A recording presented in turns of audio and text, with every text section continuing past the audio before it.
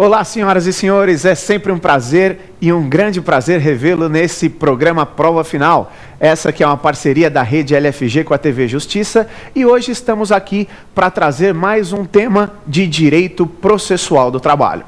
Eu sou o professor André Luiz Paes de Almeida e hoje o nosso tema do dia é a competência material da Justiça do Trabalho. Um tema sem dúvida nenhuma que eu costumo dizer que é o tema da moda em direito do trabalho. Desde 2004, mais especificamente em 2005, nós começamos a ter muitas divergências sobre esse tema e é isso que a gente vai falar hoje. Como vocês sabem, o nosso programa é composto de 3 partes. Nós temos um primeiro bloco, onde nós vamos trazer o tema do dia, que, como eu acabei de falar para vocês, hoje diz respeito à competência material da Justiça do Trabalho. Segundo bloco é o Pergunte ao Professor. E nesse segundo bloco, nós vamos receber dúvidas dos nossos telespectadores, não só dos nossos alunos que vão prestar o exame da OAB, como eu também tenho percebido, todo mundo que tem participado do programa, realmente o retorno tem sido muito grande e a gente seleciona aí 5 perguntas, é claro que não dá para atender a todos, infelizmente, mas 5 perguntas a gente seleciona para que nós possamos responder isso para vocês nesse segundo bloco, Pergunte ao Professor.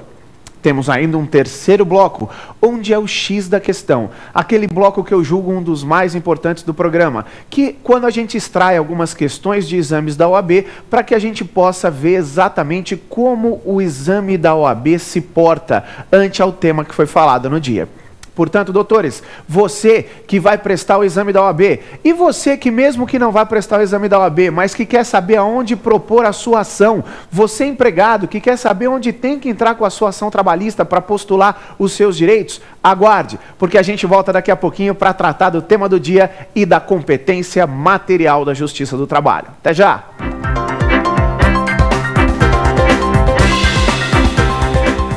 Bom, doutores, estamos aqui então de volta para o nosso primeiro bloco do programa, onde nós vamos apresentar o tema do dia. Doutores, hoje nós vamos falar sobre competência material na Justiça do Trabalho.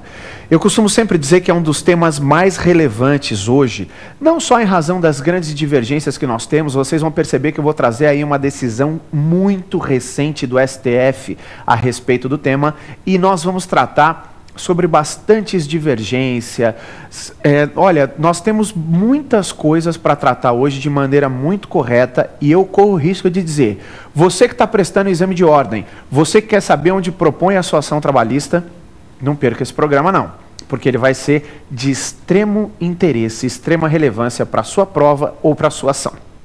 Gente, na verdade, a competência material da Justiça do Trabalho, ela foi brutalmente ampliada, mas muito, extremamente ampliada mesmo, ante o que dispõe a Emenda 45 de 2004. A Emenda 45 de 2004 trouxe uma nova redação para o artigo 114 da Constituição Federal. O artigo 114 da Constituição Federal sempre trouxe a competência material da Justiça do Trabalho.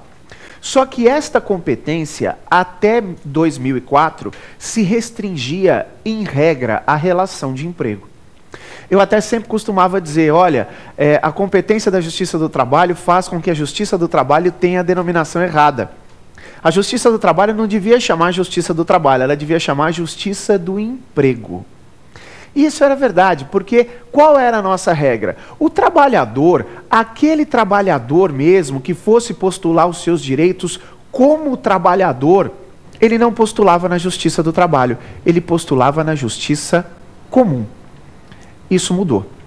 E essa modificação, doutores, foi trazida pela Emenda Constitucional 45, que, repito, alterou, ampliando muito a competência da Justiça do Trabalho no que diz respeito ao artigo 114 da Constituição Federal.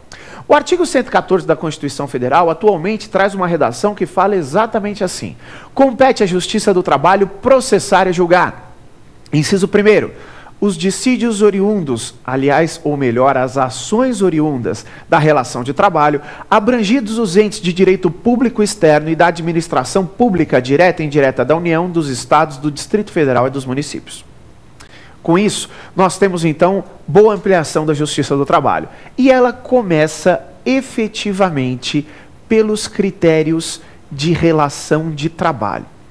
Todos nós sabemos que trabalho é diferente de emprego, né? Trabalho não é a mesma coisa que emprego. E eu posso ter trabalho sem ter emprego. Eu não posso ter emprego sem ter trabalho, mas eu posso ter trabalho sem ter emprego. Certo? Foi objeto, inclusive, de um dos nossos programas anteriores, aqui a relação de emprego, a fraude no contrato de trabalho, e nós falamos isso aqui mesmo no Prova Final na TV Justiça, sobre a relação de emprego, o artigo 3º da CLT, pessoalidade, habitualidade, subordinação e onerosidade.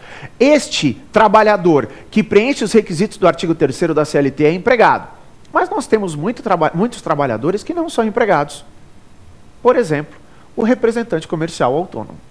André, você está querendo me dizer que o representante comercial autônomo que postulava os seus direitos como representante comercial autônomo mesmo, ele postulava na justiça comum, é isso. Onde postula hoje? Na Justiça do Trabalho. Só que, doutores, nós temos algumas ressalvas a respeito disso. Veja, a primeira ressalva. Profissionais liberais. Exemplo prático, o advogado. Aonde o advogado postula honorários advocatícios?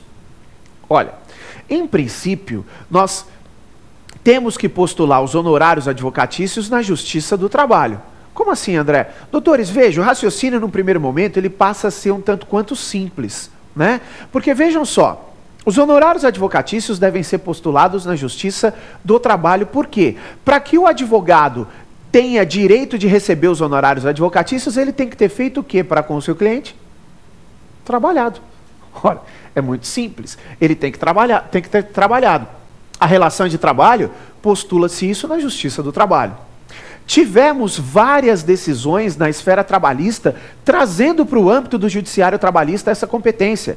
Inclusive, num dos enunciados da primeira jornada de direito do trabalho, feita aqui no Brasil em novembro de 2007, fala-se que a competência dos honorários advocatícios é da Justiça do Trabalho. André, é isso que eu tenho que colocar na prova, então? Não é isso, não. Por causa de um simples motivo. O STJ, Superior Tribunal de Justiça, baixou uma súmula, que é a súmula 363, e a súmula 363 do STJ atesta que a cobrança de honorários advocatícios de profissionais liberais, e eu estava citando aqui o exemplo do advogado, deve ser postulada na Justiça Comum e não na Justiça do Trabalho. André, mas espera um pouquinho. Ele deve ter algum motivo para levar esses honorários advocatícios dos profissionais liberais, ou seja, não só honorários advocatícios, né, qualquer profissional liberal para a esfera comum. Ele tem um motivo para isso, sim. Entende a esfera civil, por exemplo, doutores, nós estamos nos fixando em exemplo de advogado, então vamos continuar ele, que o advogado para com o seu cliente não presta uma relação de trabalho, a relação é de consumo. André, você concorda com isso? Ah, me desculpe, o STJ, eu estou longe de concordar com isso. Mas longe de concordar com isso. Doutores, me desculpe, e eu falo entre relações, eu não falo entre pessoas. Comparar o trabalho de um advogado com a venda de uma televisão, na minha opinião, é injuriar o advogado. É ofender o advogado. Quero deixar muito claro, não estou comparando pessoas, porque tenho certeza que tem muito vendedor de televisão muito mais honesto que muito advogado por aí. Não estou comparando isso, não é demérito, por favor, não é demérito, eu estou comparando relações. A fidúcia que deve haver na contratação de um advogado é muito superior à da compra de uma televisão. Ora, doutores, é um profissional que você precisa confiar, né?